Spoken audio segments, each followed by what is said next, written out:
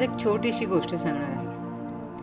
बुद्धांना एकदा त्यांचे शिष्य विचारतात की गुरुवर, तुम्हाला ध्यानातून काय मिळालं?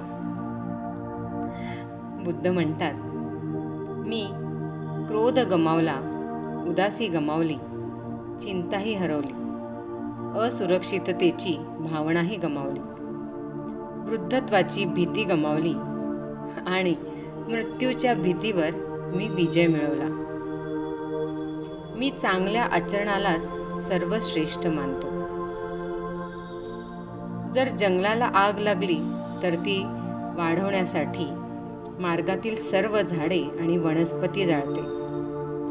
जितक्या जास्त प्रमाणात ती इंधन मिळवते तितकीच ती अधिक तीव्र आणि वेगवान होते.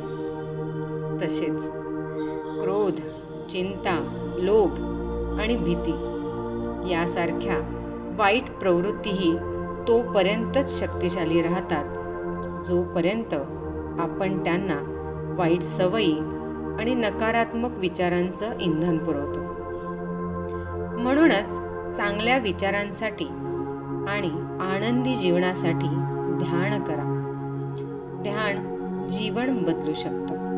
शांतता आणि आत्मविश्वासासाठी ध्यान करा, असे बुद्धांचे विचार सांगतात.